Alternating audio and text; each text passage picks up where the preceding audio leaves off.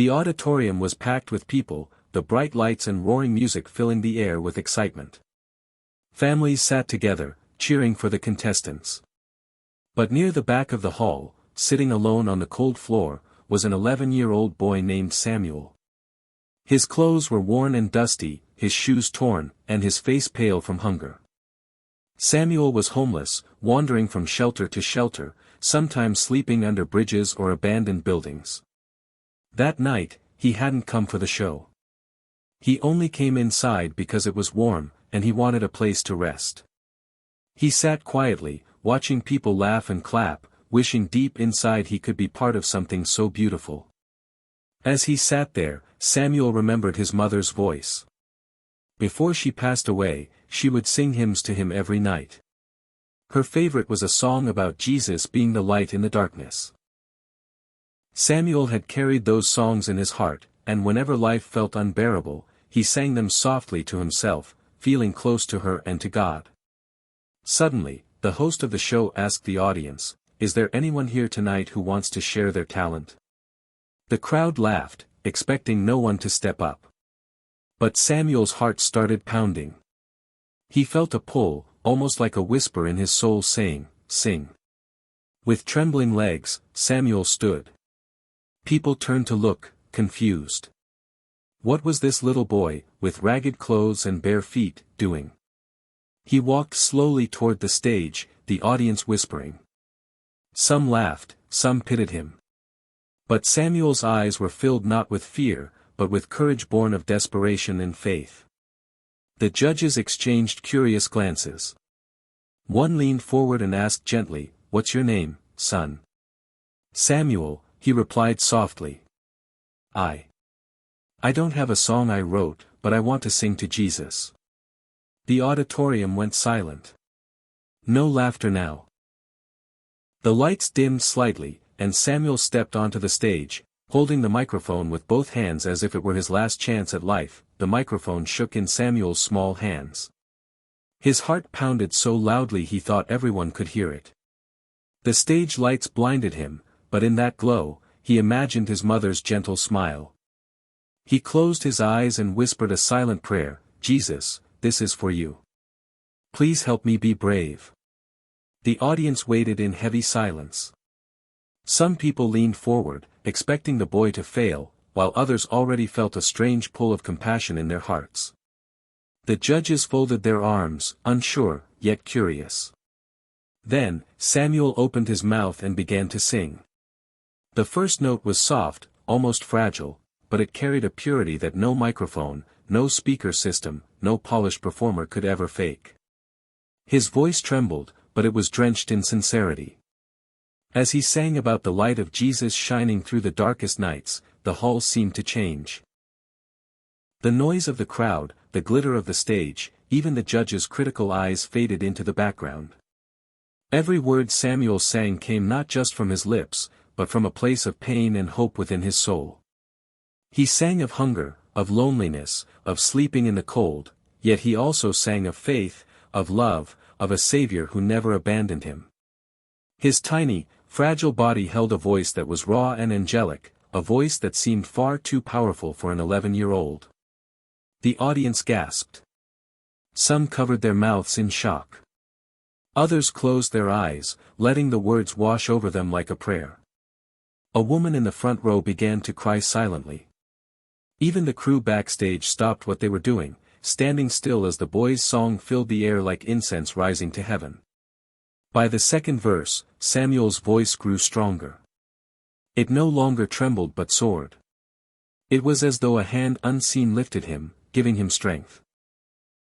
The judges, who moments ago looked skeptical, now leaned forward, their eyes wide. One of them, a stern-looking man known for harsh critiques, blinked back tears. Samuel's bare feet shifted nervously on the stage floor, but his face glowed with something greater than confidence, it glowed with faith. He sang as if this was not a competition, not an audition, but a prayer poured out before thousands of witnesses. And when he reached the chorus, his voice rose high and pure, echoing through every corner of the auditorium. The audience no longer whispered, they were utterly silent, captivated. Samuel, the homeless boy nobody noticed, had just made the entire world listen. As Samuel's voice soared through the auditorium, something unexplainable began to happen. The audience that had walked in expecting entertainment suddenly felt their hearts exposed. Each lyric Samuel sang about Jesus' love carried the weight of his own suffering. And yet it wasn't sorrow that filled the room, it was hope. A young woman in the back, who had been battling depression, felt tears stream down her face as Samuel's words reminded her that she wasn't alone. An elderly man clutching his cane, who hadn't prayed in years, closed his eyes and whispered the name of God under his breath. Parents who had come to cheer for their children now held their sons and daughters closer, realizing the gift of family they often took for granted. The judges, hardened by years of hearing polished, rehearsed performances, were speechless. One judge, a woman famous for her sharp tongue, wiped her cheeks secretly with a tissue. She remembered her own childhood, growing up poor and ashamed, and in Samuel's voice she heard her younger self crying out. Another judge simply sat frozen, whispering, "My God," under his breath. But Samuel didn't notice any of it. With eyes still closed, he sang as if the entire world had disappeared, as if it was only him, the song, and Jesus. His voice cracked for a moment, not from weakness, but from the flood of emotion he carried inside. Yet even that crack made his performance more powerful, more real, as if heaven itself was pressing through his small, trembling body. By the time Samuel reached the bridge of the song, the atmosphere of the auditorium was no longer that of a talent show. It felt like a sacred place. The air was thick with silence, broken only by the boy's angelic voice. Some audience members stood to their feet, unable to stay seated. Others reached out their hands toward him as if trying to catch the blessing pouring from his soul. And when Samuel sang the words, "Jesus, you are my home when I have none," a sob broke from somewhere in the crowd. Then another. And another. Until the entire hall was filled with the sound of weeping.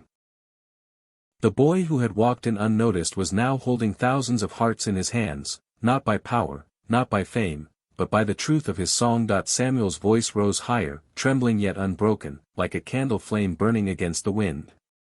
He sang the final chorus with every ounce of strength inside him, not to impress, not to win, but as if it were the last prayer he might ever be able to give. Jesus, you are my light, when the night is all I see. The note lingered, long and pure, stretching across the silent hall like a golden thread connecting heaven and earth.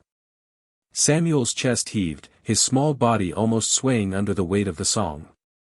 He opened his eyes at last, and for the first time, he saw what his voice had done. The audience was still. No clapping, no murmurs, just stunned silence. Thousands of people sat frozen, tears glistening in their eyes. The bright stage lights reflected off wet cheeks, trembling hands pressed against hearts, lips moving in silent prayers. Samuel panicked for a moment. Had he done something wrong? He lowered the microphone, his head dropping in shame, thinking perhaps they had hated it.